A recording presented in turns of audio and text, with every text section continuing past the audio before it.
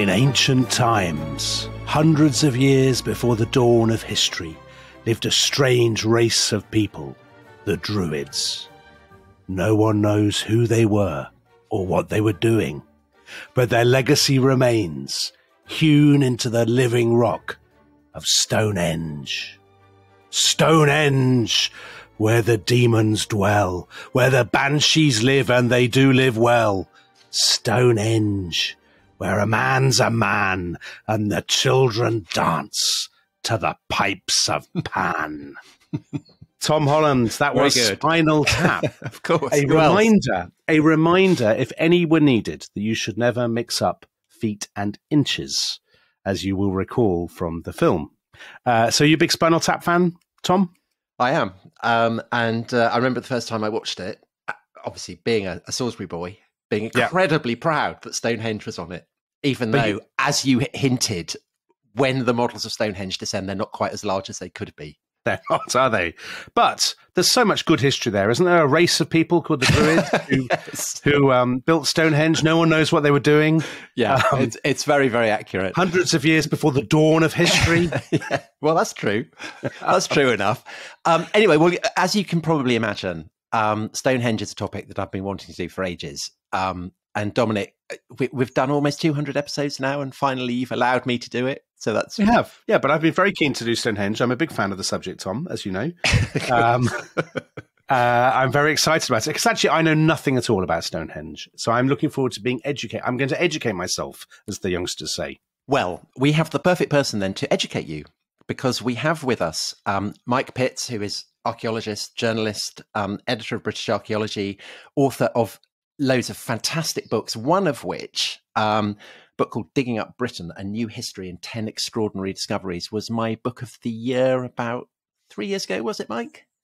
Yes, yeah. I know, as long as that. So it's a fabulous book because it takes 10 archaeological discoveries, as the subtitle suggests, and it pushes you further and further back in time, so that the Britain that he's bringing to life becomes stranger and stranger and stranger. It's a really, really brilliant book. But his most recent book is, and Spinal Tap would love this, How to Build Stonehenge. Just came out this year. And Mike, welcome to the show. Thanks so much for coming on. And in your book, you talk of the ambitious, glorious futility of Stonehenge. So is that how you see it, as ambitious and glorious but futile, or? Well, yeah, I mean, part of it is, and I think there is something absolutely magnificent in that futility. And I think part of what I hope to achieve with this book, and in effect with the title of the book, the theme of the book, is to focus on the stones themselves and on that, if you like, that futility, that magnificence, because we spend, particularly archaeologists, we spend so much time fussing about details of chronology and structure and history and context and environment and antiquaries and so on and so on.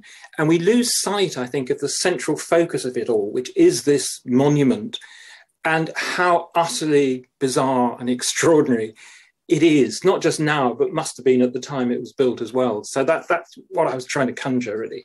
Right, before we go into the history of Stonehenge, can I just ask you about your own history with the site? So when did you first go, and what did you think when you first saw it? Well, rather gloriously, my first visit to Stonehenge was on the day England won the World Cup. So I remember it quite clearly. And at the time, I have to say, I was more interested in tanks than in megaliths.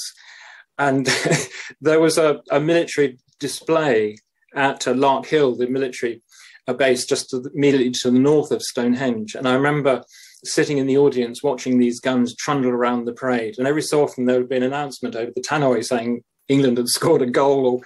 And then we went to Stonehenge. And to be honest, I don't remember that. But I bought a guidebook. And as a kid, I used to collect these guidebooks. I had this thing about castles and monuments and cathedrals and stuff. And I've still got that guidebook. And it kind of, when I got back to school and had this guidebook and read it carefully, it drew me in. That's really where it began. Right. So since 1966, presumably thinking about Stonehenge has changed quite a lot. And that is one of the fascinations of the subject, is that it's not something that just stands still. Exactly. So could you, but before we get into the question of how Stonehenge was built, why it was built, all those kind of questions, could you give us your sense, both of your and the kind of the academic consensus at the moment, as to what the various stages in which Stonehenge was built? Because it's not just one monument, is it? It's a whole kind of sequence of monuments built over centuries. Yes, and there are quite a few misconceptions about that, I think. And you're right, of course, a lot has changed about the thinking of Stonehenge since 1966. And actually, quite an interesting period between then and now. There have been some fundamental changes, because when I visited the monument, there was presented to all of us a version of Stonehenge that occurred in 3 very distinct stages. And each stage followed on from the one quite rapidly. And so, in effect, the stage was a construction phase. You know, there would be a monument would be built, and then the next generation, they'd rebuild it, and then the third, they'd rebuild it again. Since then, the excavations on which that model was based have been fully analysed and published, which they weren't in 1966. And there have been further excavations. And of course, as you know, there have been huge developments in the science of investigating the past. And so radiocarbon dating has got more precise, and so on and so on. And so we have a much better understanding of the chronology and the history of the monument. There are still huge gaps, I might say, that could well be partially resolved with further excavation, which I'm very keen on, but that's another issue. But as we understand it at the moment, things are really different from 1966. And the first thing is that the time over which that site was active as a monument, as a focus of ritual and ceremony, has vastly increased. So in 1966, it was just a few centuries, if that. Now, I think the first visible evidence we have that people were doing something very odd at that location occurs over 5,000 years ago, and it was still active 4,000 years ago. So we've got a millennium, really, of focused activity on this site. It begins with a ring of stones, and these are blue stones. These are the stones that came from Wales, and they're small stones, so they're only 2 or 3 tons. They're not shaped or anything, and they're all sorts of different types of rock. But what's interesting about it is they're a perfect circle. And that is an unusual thing at this time. We get a few of these. Up until then, there have been circular-ish monuments. And when you say circular-ish, is that because people couldn't draw circles? Or I'm sure they could. I mean, the circle is, if you like, it's almost the simplest shape you can possibly draw if you want to actually control it. So why circular-ish? I mean, it seems a kind of odd thing to do. For whatever reason, at this moment, round about 3,000, 3,200 BC, people thought there was something significant in a perfect circle. Right. And they hadn't before. And so this perfect circle is drawn out at the location which became Stonehenge. And more or less the same time, we're getting similar perfect circles of similar-ish size across the UK. There aren't that many, but there's one down in Dorchester, there are a few in Wales, there's one on Orkney, and sometimes these are associated with megaliths, sometimes they're rings of pits, but what's distinctive particularly about them is this circularity, this perfect circle. Can I jump in, Mike, for a second? So we're in 3,200 BC. Yeah. And there's the ring of perfect stones. You said they were blue stones, and they're brought from Wales. Yes. So that implies right at the beginning that you've got some form of political organisation, does it? To be able to transport these stones, hundreds of miles? I mean, this is an extraordinary thing to be doing, isn't it? At a time when political organisations must be very, very rudimentary, I suppose. Exactly. The point is, from the very beginning, there's something happening at this site that is quite unique, that is unmatched anywhere in Europe at the time. And that is this connection with the distant geological sources, hundreds of miles away. And we don't see that at any other point anywhere, really, anything like it. So it happens right at the beginning. It bursts onto the scene from the start. at the same time as that circle of stones, there are 56 pits. And I have to say, there are a few archaeologists who actually don't think these stones were yet on the site. So we're still in a slightly controversial area, but I'm happy with the idea that we have these blue stones standing in these 56 pits, which were there. And just outside that perfect circle is another ring of sort of ditchy pits, irregular pits and ditch segments. It's not quite circular, but it's kind of following it around. And that later gets enlarged. They connect all the pits together to make a more or less perfectly circular ditch and bank, enclosing the whole thing. And you can still see bits of that today when you visit the monument. And you walk over bits of it. The paved path crosses this circular earthwork, which of course is now covered in neatly mown grass. There's another megalith, I think, on the site at the time, which is the stone we now call the heel stone, which is a really interesting stone. It's actually the largest megalith at Stonehenge, and it's made of a local rock, sarsen. Which I learnt from your book may have derived from Saracen, the name Sarsen. Yes, that's interesting. That so Wiltshire pronunciation of Saracen. Yes, I mean sarsen as a word is unique in the English language for these particular rocks, and they're found across southeast England, but most commonly in Dorset, and in particular on the Morbid Downs, about 20 miles north of Stonehenge, where they're really common, and there's some really large ones. And we see some of the biggest now standing as megaliths in Aubry. The word sarsen has no obvious historical origin. You know, we don't find a lot of it in early medieval documents where we can trace its etymology. But what's interesting is that there are a number of sort of theories have been created, you know, to explain this. And one of them is that it derives from Saxon for hard stone. But there's no actual evidence for that. Another is that it's a local pronunciation of Saracen, and Saracen being a kind of catch-all word for something that's foreign and alien that comes from over the channel, you know. Yeah. What's interesting is that there's a chap called Tim Dorr who, for a period, worked as a custodian at Stonehenge, you know, at Stonehenge, and is very interested in Stonehenge. He's a local farmer up here on the Morbid Downs. And he noted in a blog that his daughter pronounces Saracen, Sarsen. And recently I mentioned that on a tweet, and somebody came in and said that they'd been in Northern Ireland during the Troubles, and that this six-wheeled military vehicle known as a Saracen in Belfast was pronounced Sarsen. So I wonder actually if there is some truth in this idea, you know, that they really were alien foreign stones given this name Saracen, which became Saracen, and because they are, you know, on the Wiltshire Downs, these stones are utterly bizarre. And so when are they going up? The you know, the iconic stones that everyone thinks of when they think of Stonehenge. We're jumping ahead a bit. Let's go back to the blue stones, because we've got this blue stone circle, 56 stones, perfect circle, and then outside to the northeast there's this single very large sarsen, which I think actually may be more local. You know, it could actually have been on the site more or less where we see it today. What about, you're talking about stones being local and not being local. So an obvious question about the stones that are not local is, you know, let's say the blue stones from Wales, for example. Yes. How on earth do they get there? So are they dragged? Are they rolled? Are slaves involved? I mean, are these questions, is it even remotely, can we even make a feeble effort to answer these questions, or is it all totally unknowable? I don't think it is, and I definitely think these are questions we should be asking. I think this is really the word you used earlier, politics. You know, it comes into this in a very big way, the type of society that makes this possible. And I think one of the things that we have to be careful with is in our attempt, particularly as academic archaeologists, to avoid entering areas of fake druidry and aliens and bizarre explanations of the past, that we actually underestimate the, if you like, the quality and the colour of reality.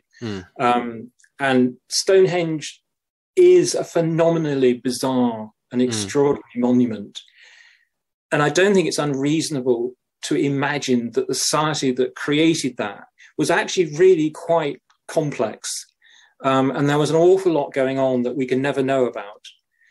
And also at the monument itself, there was stuff going on we can never know about. So we can't, for example, you know, we can't know whether or not the stones were painted or decorated or things that were hung on them, what other structures were there that would have disappeared, made out of timber and other materials that we have no evidence for, and so on and so on, to say nothing of the beliefs and the politics and complicated arrangements.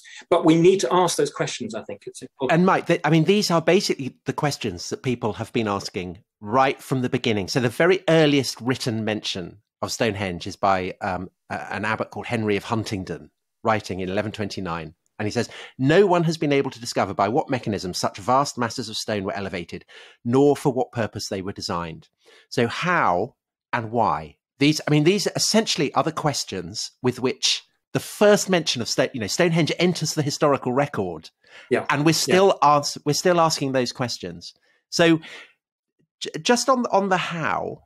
Okay. As I understand it, and the issue of how the bluestones are brought from Wales to Salisbury Plain, there are two main theories. One, that they were transported by glaciers, which is now very much a minority position, and the other, obviously, that they were transported by human hand. And I know that you very much a partisan of the second opinion. What would be your answer on how they are transported before we come to the why were they transported? Right. When it comes to all these sort of questions, I mean, there are two things that we can bring to the subject. One is the physical, the archaeological evidence, and the other is information, knowledge, understanding of human societies, and not just our own, but around the world. And in particular, of course, relevant to people who have in the past or do today create megalithic monuments. Now, in both areas, Henry of Huntingdon, of course, had almost no knowledge at all. And so we're hugely advantaged in those respects. And if we think about how the stones are moved from Wales, the first point is that, as you say, I mean, I have no time for the idea that these stones were moved by glaciers. I mean, the evidence just is not there. So the first thing is that we have, from the most recent geological research, we have identification of a handful of very precise locations for sources for the bluestones. And I should say that there are several different, in fact, many different locations for these. Most, if not all, are in the very far southwest of Wales, in the Preseli Hills in Pembrokeshire. But up on those hills, there are lots of different types of rock that can be distinguished, and many of which are found at Stonehenge. And so we have, in a handful of instances, we have precise locations where these stones came from. Of course, we know where they ended up. So we've got the 2 points of this journey to connect. And how they did that is a question partly of just our understanding of engineering. But also, I think it's really important here that we look at people with real knowledge of moving megaliths, because there's a mindset that you see when you engage with these people that is very different from that typically brought to the subject by archaeologists, and especially people who focus on this issue, which are often not archaeologists, but very often retired engineers who are looking to create a way of moving stones that uses as few people as possible, as less effort and energy, and can be done as efficiently as possible. Yeah. And with a bit of bonus, if you can make something really clever and impressive looking, some construction to do this. And that's not how it works, in the real world. And the most important lesson, I think, from places like Madagascar, like Indonesia, 2 places where people are today creating megalithic monuments, and strangely, often very similar physically to Neolithic monuments we see in Northwest Europe. The most important lesson is what's happening there is that these are not engineering events, they're social events, they're political events. And so actually, you want as many people as possible involved. For them, it's let's get as many people involved as possible. But it must have been a spectacle, right? It must have been a demonstration of power. I mean, at the very least, whatever the purpose for which Stonehenge was built, the very act of creation, so visible, so extraordinary in that landscape. Whoever did it must have derived colossal amounts of prestige and status from it. Exactly, and whoever was involved in it. And I think it's interesting. You've got these 2 broad categories of rock. You've got the bluestones that come from Wales, and you've got the sarsens, which are more local. But in both cases, these are exceptional journeys that were being undertaken. On the one hand, the Bluestones, the distance is unmatched anywhere. On the other hand, the Sarsens, the scale of the size of these stones, they're typically 20, 30 tons, and you've got a sledge when they're first quarried and moved. They're heavier than they end up on the site because the final dressing would have occurred on site, and at least a ton or two of stone would have then been removed on site and so on. So in both cases, these are exceptional journeys. And I think that in itself tells us that people are setting out to do something. So Mike, to put you on the spot, unusual. How do you think, first of all, the Bluestones, how are they transported that enormous distance? Right, okay. And then the Sarsen stones, these vast stones, how are they carried? Yeah, I've not been avoiding that question. No, I know. Well, I know you've written a whole book about it. That's I did, didn't I? Yes. And okay, we'll take the Bluestones because they're if you like, the easy ones. I think you're mostly using sledges, and these are small stones, a small sledge, a couple of decent ropes, and a handful of people. You don't need, technically, you don't need large numbers of people. And as you come down off the hills of central Wales, then when the River Usk starts to widen sufficiently, then I think there is the opportunity to put these stones on a boat, on a canoe of some kind, which I think is very likely they took advantage of. They needn't have done, but you've got a good river there that opens up in the Severn Estuary, and I think you would then cross the estuary. I mean, traditionally, the route from Wales, the overland route from Wales, is taken further northeast up the Severn until you get to the point where it can be crossed very easily without having to use a boat. I think these are people who knew how to make and use boats. I mean, after all, their ancestors crossed the English Channel with livestock. Although not with heavy stones, I suppose, to be fair. No, well, yes, but I mean, a cow, you see, I mean, you've got to... Yeah, I suppose, yeah. And these things are alive. Bluestones just lie there and sort of just look at you. But a pig is going to fight, and they were doing this on a large scale, and they were crossing big seas. The channel it can often be quite a dangerous crossing. The Severn Estuary, if you know your water, can be very easy. And so I think they would have at some point probably taken to the River Usk, crossed the Severn Estuary, and then come inland along the Somerset Avon, and at some point come back onto land with a little sledge and dragged it over the chalk. And I think they might well have actually rejoined the river, the Wiltshire rivers, and come down to just south of Salisbury and then gone north up the Avon. And the best point then for coming back to land is not the route that you often read about, which is along the avenue earthwork to the monument from Amesbury, but a little further south where there's a dry valley that comes up to the south of Stonehenge that's very gentle, and it's actually a really attractive walk today as a way of entering the World Heritage Site. And at the point where you get close to Stonehenge, then there's a bit of a climb up to the top. And interestingly, as you crest the little hill at that point, where you reach Stonehenge is the precise point where there is a gap in this earthwork. It's one of two entrances into the enclosure. It's the smaller one. The bigger one is at the northeast by the Heelstone.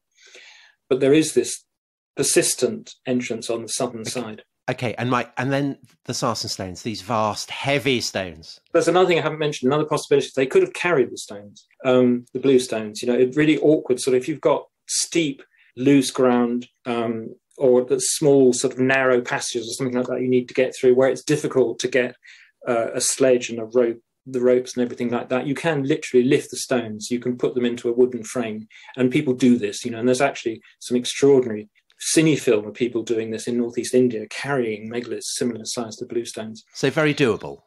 It's very doable, I think, and it would have taken a bit of time, maybe a couple of months, depending on how you're going to do it. But you could do it, in a season. And the heavy ones, the heavy Sarsen. Now, the heavy ones, the journey isn't so long, but I think the scale of the stones makes these Sarsen journeys the more remarkable. And we've got some recent, really interesting geological work's been done on the Sarsens, a breakthrough, if you like, that is for the first time a technology of potentially identifying Sarsen sources is on the table. And this has been done in particular with one stone, which happens to be one of the biggest Sarsens at Stonehenge, and one of the trilithon uprights. So they're the kind of the three, like wickets with a bail on the top. Yes, the cricket stumps, the two of them with a one on top and with a bail on top. And so there are 5 of these trinithons in a sort of horseshoe U shape in the centre of the final monument, which is enclosed by a perfect circle of sarstans. And one of these trinithon uprights, which are huge megaliths, has been traced quite precisely to a little valley called in West Woods, which is just up the road from where I'm sitting now on the Aubry Downs.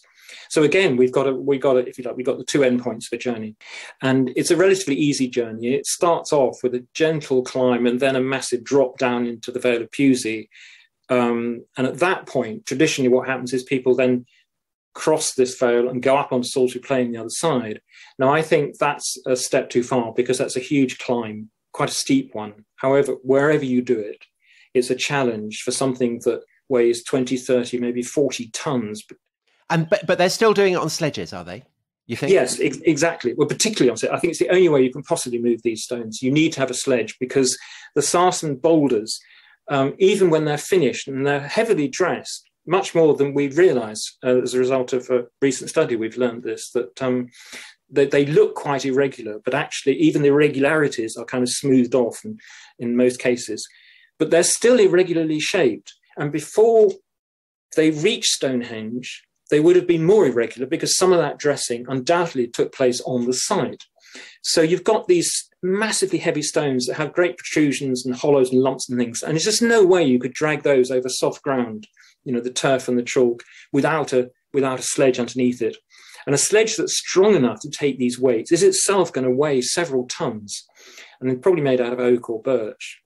And I think with that weight, with those weights, and you've got 75 of these stones coming from a fairly restricted area on Aubry Downs to Stonehenge, you need a trackway. So basically, you don't need flying saucers. You don't need Merlin using miraculous powers to move them.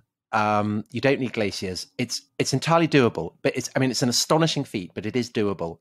I think it's more astonishing than Merlin. Yeah. So we've talked about when, Mike, and we've talked about how they've moved it, but I think we should quickly take a break now. Okay. And then when we come back, it would be great to talk about the big question, which is I know people want answered, which is why and what is it? So we will see you for those key questions after the break.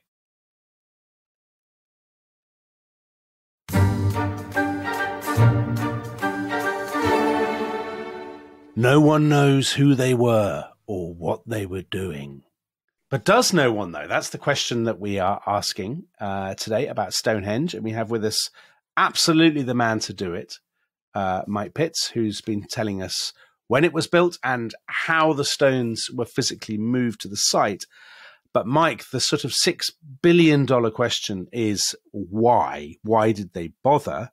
And Tom, I know, has a list of theories that, which I'm hoping in Spinal Tap fashion he will sing to us. But are you going to sing it? I'm not going to sing it. But Mike, basically, again, for as long as people have been writing about Stonehenge, they've been coming up with reasons for why it was built. So Geoffrey of Monmouth, presumably longer than that. Absolutely. But shortly after Henry of Huntingdon writes about it, we get Geoffrey of Monmouth, very much a friend of the show. We've talked about him in reference to King Arthur and Merlin and all kinds of things. And he proposes that it's a memorial built to Britons killed but treacherously by Saxons, doesn't he? And I'm guessing that is not now widely held to be. well, I think like all the ideas that have been put forward to explain why Stonehenge is there, there's an element of reality in this one. And it may well be completely coincidental. But something we haven't yet mentioned is a key part of the location, right from the beginning, is that it was a cemetery, it was a burial site. And over the years after the erection of that original bluestone circle, it became the largest cremation cemetery of the time in the British Isles. And so these bluestones became associated, this ring of stones became associated with burial and death.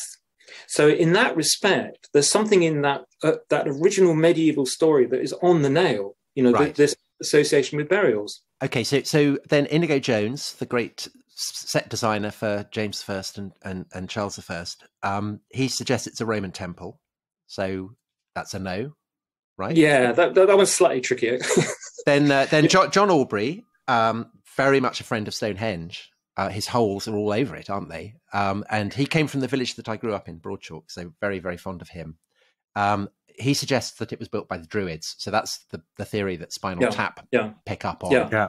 And that, I mean, of course, it you know, from our perspective, it wasn't built by the Druids. But from his perspective, again, that was actually a brilliant insight, because people have been talking about Stonehenge as if it was something that happened within known history.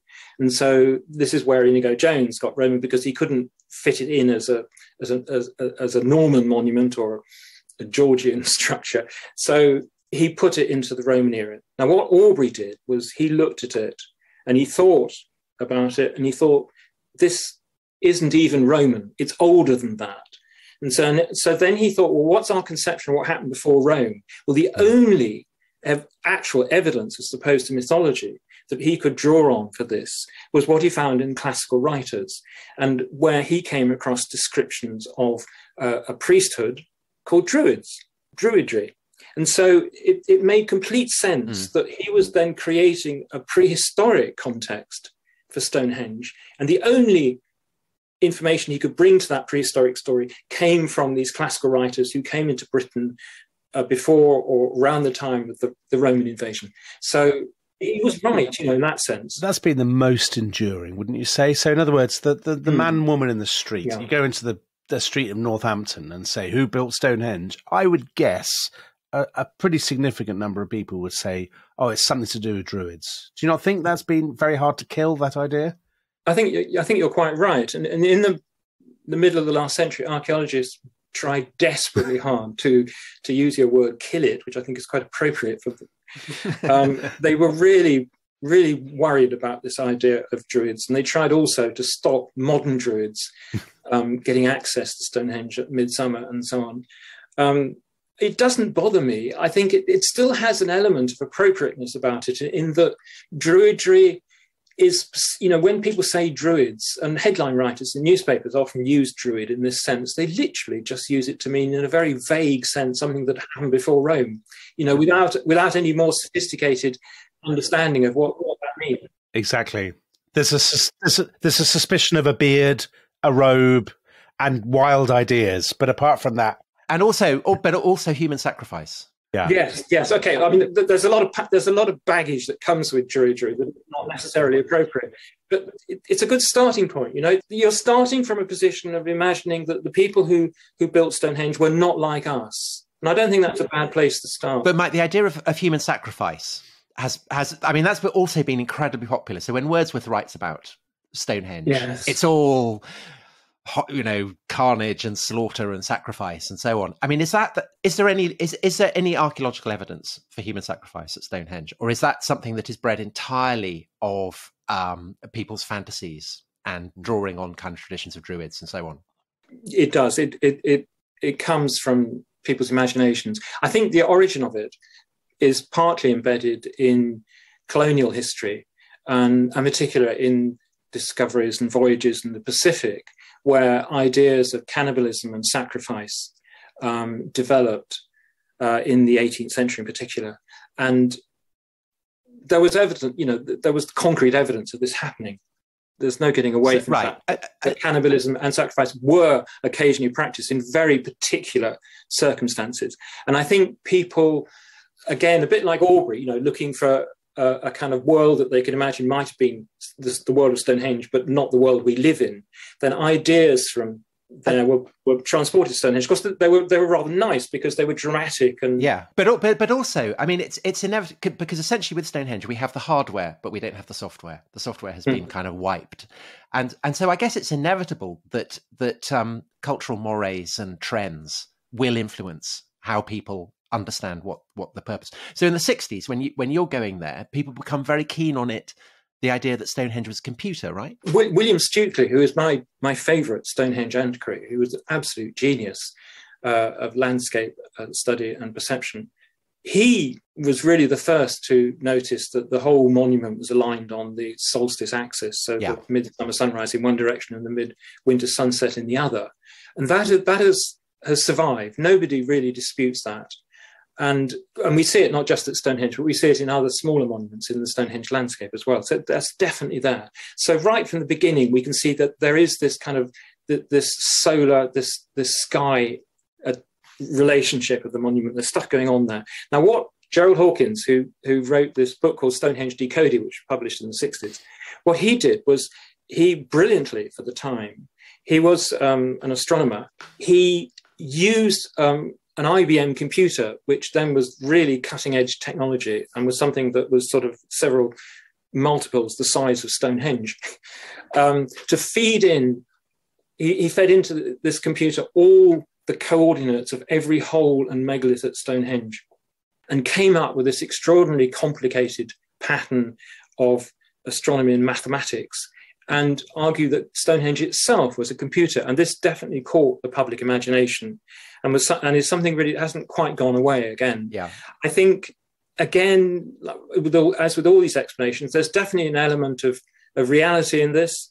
There are, as I mentioned, Stonehenge does have this solstice alignment, but I think there are other things going on there. I mean, you've got perfect circles, you've got some numbers going on. So you've got 5 trilithons, you've got 30 stones in the outer circle. There are obvious potential connections there with months, days in the month. So we can see these guys are counting. We know they're aligning the monument and so on. And so there's stuff going on with maths and astronomy.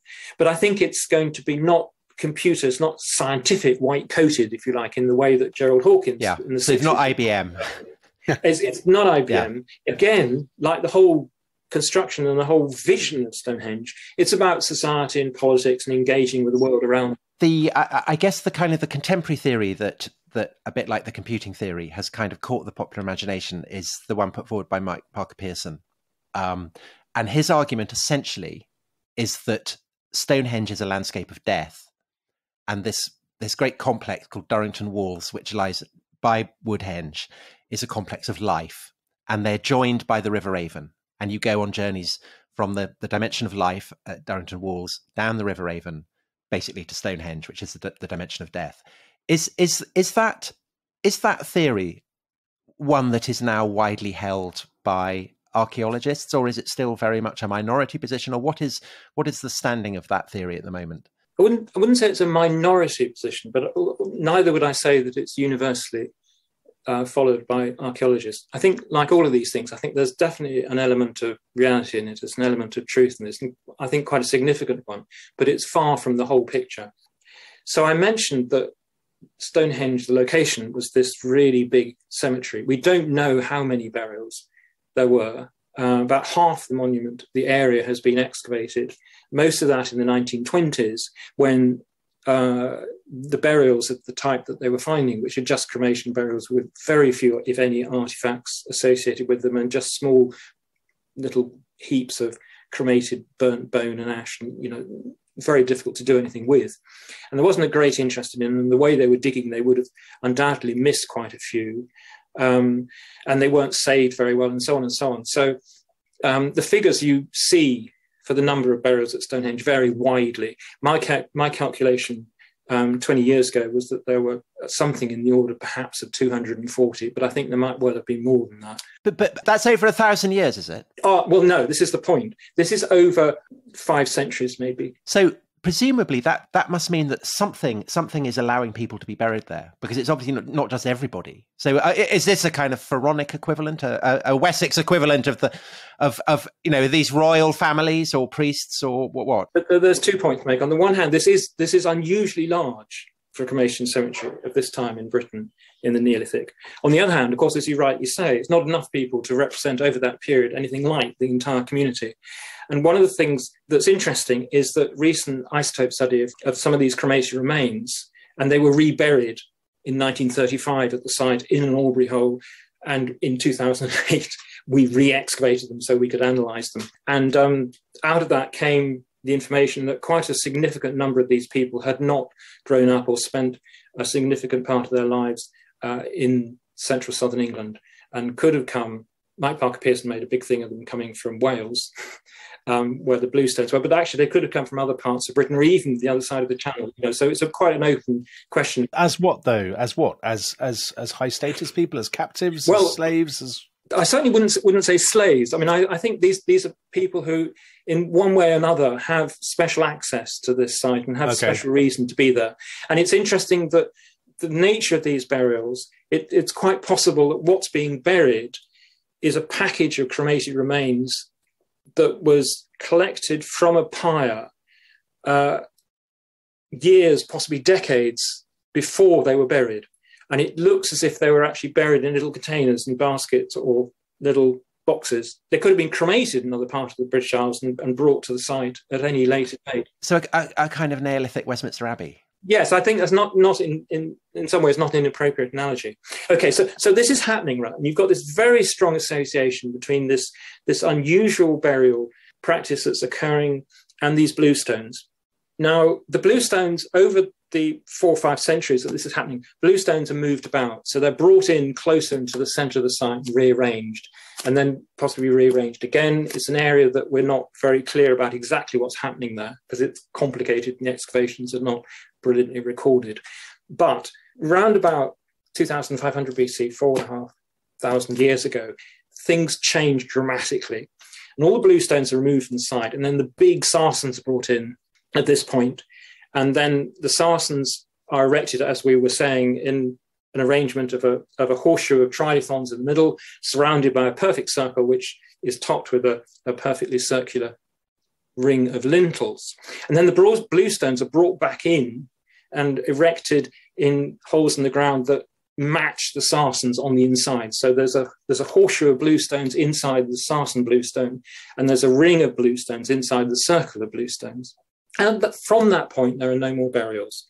So, Mike, in your opinion, what is going on? First of all, why are they bringing the bluestones from Wales? And secondly, the various stages of Stonehenge, what, in your opinion, and I, of course, entirely accept that we will never know the answer. This has to be kind of slightly sketchy. But what do you think is going on? What is happening here? I think at the beginning, and I think it's very important to recognise that there's going to be no single explanation for this. We're talking of many generations and different things are happening. So we would expect, I think, the meanings and the whys to change as well. So at the beginning, there's something going on that is bringing people together from different parts of the country, different parts of the landscape.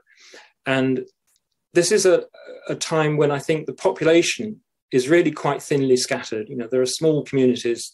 We might call them villages, or we could just call them a cluster of a few families and households. And people are moving about. They've got herds of cattle and pigs, and they're growing cereals and vegetables and other plants. So they have this kind of attachment to land, but there's also indications that they're moving about. So they have what we think of as communal foci in the landscape, where people gather at particular times of the year from quite wide distances to mix and socialize, to conduct religious rituals and ceremonies, quite often to bury the dead, to feast and trade and so on. So this is a landscape in which people are moving about and aware of different communities. And I think given the scale of the population, which is quite small, and the distance involved, and we're likely to see people who look different, you know. So if you bring people across together at the location of Stonehenge in 3200 BC from across the British Isles, you're going to have people who sound different, who are wearing slightly different clothes, who know very different landscapes and different worlds. Do they speak the same language?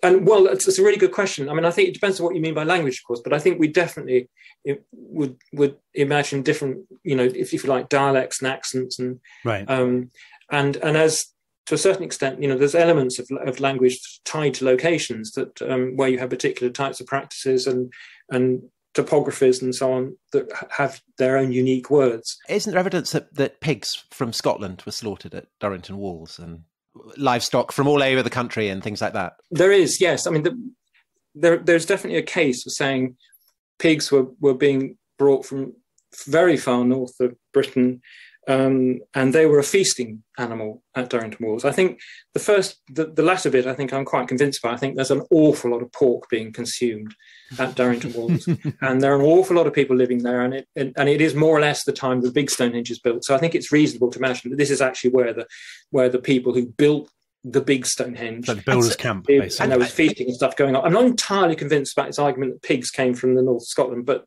But we're kind of talking Westminster Abbey crossed with the United Nations. To be very simplistic. I mean, we know before the Saracens came to sight, we know the bluestones came from Wales. We also know that people who did this had been quarrying stone from all over the British Isles for their stone axe blades, which are an absolutely key tool. And I think every self-respecting man would have had at least one axe, in the way that people have iPhones and things. Yeah, iPhone, exactly, iPhone. And the best stones for that were, if you're in Wessex, the best stones are always somewhere else.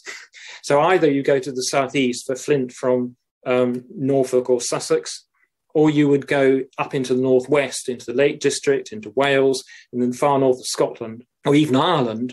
And so people were aware of geology, if you like. They understood geology, and they understood that things could come from different places, and there were connections, and there were trade, and so on that covered the whole of the British Isles. And interestingly, some of the sources that were used quarried for axe blades before Stonehenge was even thought of are up in the mountains of southwest Wales.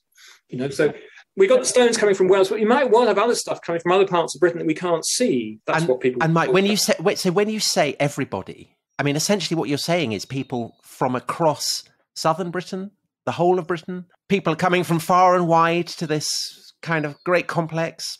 But I think yes, I think at least over people from across southern and central Britain.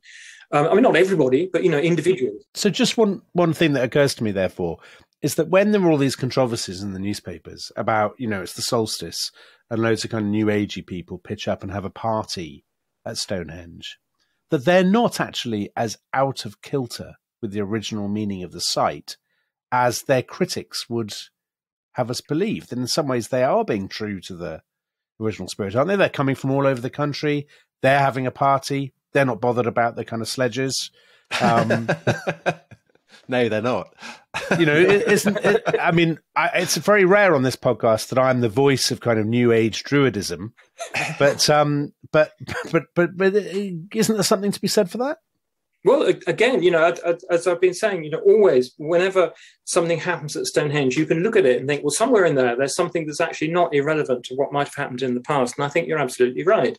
I think a picture of Stonehenge covered in people enjoying themselves and doing very strange things, and sometimes together as groups, sometimes as individuals out on their own, I think is more relevant, let's put it this way, to what was happening there 4,000 or 5,000 years ago than what we see when we visit as a tourist at all times. Right. We see and it's a kind of heritage site. This very carefully curated mown grass, little signs and so on, and this deep sort of silent respect that you're supposed to have and so on. I think that I think that's less relevant. So in that sense, I think, yes, I think the issue, though, there are other big issues, of course, is whether the monument itself might have had some kind of taboo thing about it. And I think that's quite possible, because when you picture the original monument with all the stones in position, you have, on the one hand, you've got a big space in the middle, which is very theatrical. And I realized this when we built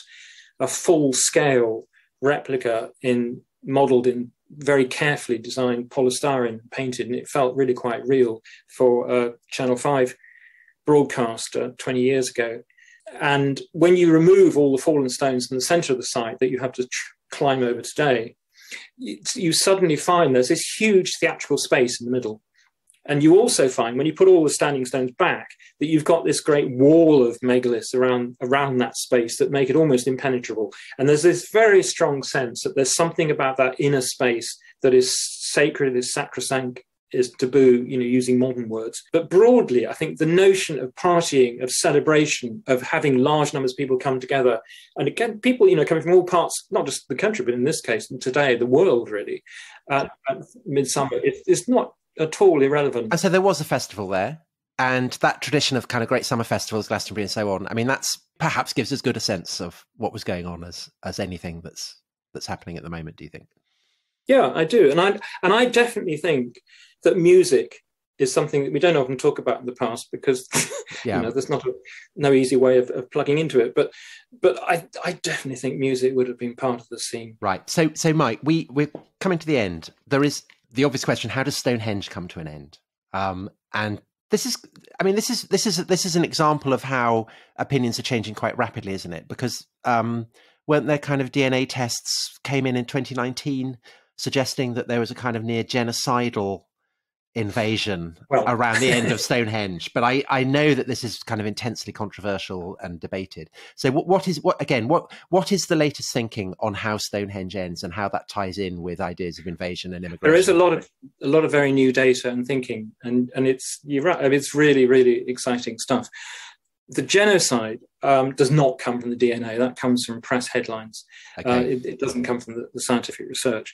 What does, though, is a really substantial population change. And the people who had crossed the channel, and again, DNA evidence supports very strongly the notion that farming was actually introduced by migrants into this country rather than developed or discovered by native hunter-gatherers. The people who came to this country, bringing farming 6,000 years ago, it was their descendants who, as far as we can tell, with the level of precision we have with the chronology, who built Stonehenge. It's certainly them who created it. And the big Stonehenge with the Saracens that was made around 2500 BC was almost certainly made by them. And I think what's interesting is that almost at that precise moment, we start to see just a few decades, maybe, but probably less than a century after that, we start to see this sudden dramatic change in population. And this is caused by a migration of people. They bring with them very different culture. They bring metallurgy, completely new technology. They bring a very different way of burying the dead, which implies different notions about the afterlife and religion. They have new styles of pottery, probably different types of clothing, almost certainly speaking a different language, and so on and so on. And that change occurs quite rapidly. And within a few generations, in the DNA picture, the native farmers, if you like, who've been there for centuries, for millennia, have all but disappeared. Their descendants are gone. So what's happened to them? So, definitely not genocide. That's the first point. The second point is that I think we need to imagine, as I mentioned before, the population at this time is really quite small. It's quite thin. And so part of what's happening is the people who are there almost become invisible. And they might still be there. And there is a suggestion in the DNA, there's some quite clever analyses that have been done, that a few centuries later, we start to see evidence come back into the British genome of these native farmers. And part of the reason they were previously invisible is that their burial traditions didn't give us the samples we need to discover them, to see them. So they don't totally disappear, but they certainly become less important in the landscape. And there's very little of their genome in us today. And how does this impact on Stonehenge?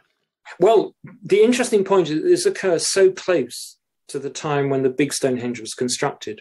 So one really interesting idea is that the big Stonehenge we see was specifically built to protect and honour the bluestones. And physically, that's very much how it looks, that the Saracens are enclosing, they're putting their arms around these old bluestones.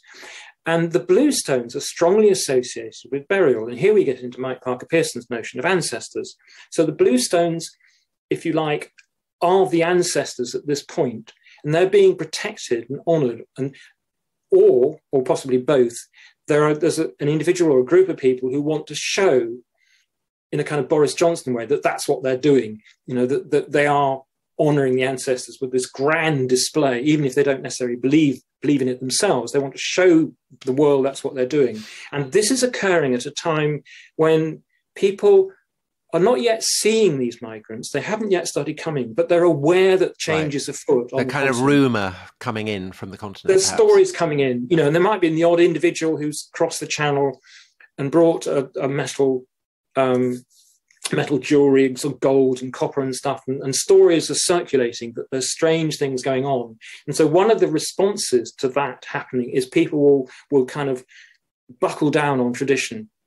And at Stonehenge, we're seeing that manifest itself in the monumentalization of these ancestors. And so a backward looking, in effect, although they're creating this unique monument, it's looking back rather than forward. And within a generation or so, I think it starts to come down. And by then, we've got these migrants are settled in the landscape. I mean, one of the most dramatic and best known is just across the river from Stonehenge at Amesbury, the Amesbury Archer, who is one of the earliest of the identified of these migrants. The individual himself was born in Central Europe. And in his grave, he's got this massive collection of artifacts, several of which have, some of which probably themselves came from Central or from different parts of Europe, but all of which have the marks of these migrants. None of them are things that we saw in Britain before. The end of Stonehenge, how it ends. Yes, and what happens is almost immediately at this time, the Stonehenge starts to come apart. So I think we see a couple of megaliths fall over in the Sarsen Circle. And the landscape around Stonehenge and Stonehenge itself is covered with small debris from breaking up bluestones in particular, which are easy stones to break up. And I think the sanctity, the importance of the site continues, but in a very different, reinvented form. And part of that includes opening the site up to access by removing megaliths, and then, if you like, democratizing the monument with bits of rock that are taken from it. That is partly a destructive element, but it's also got an element of celebration and personalization and acceptance of this thing. And so it continues. And then other structures are dug at the monument about which we know very little. So it continues as an active location long after the change in population and religion. Brilliant, Mike. Thanks so much. Absolute tour de force. So we now know when, how, perhaps why. I think we've... Spinal Tap have been put in their place, Tom. Yeah, they really have. They really have. Mike, you've really shown Spinal Tap. So your book, How to Build Stonehenge, is out there now. A fantastic read. It tells you vastly more than we've been able to fit in this hour. But what we have been able to fit in, Mike, can't thank you enough for it. So thanks very much, everyone, for listening. And we will see you again soon. Bye-bye. Bye-bye. Bye-bye.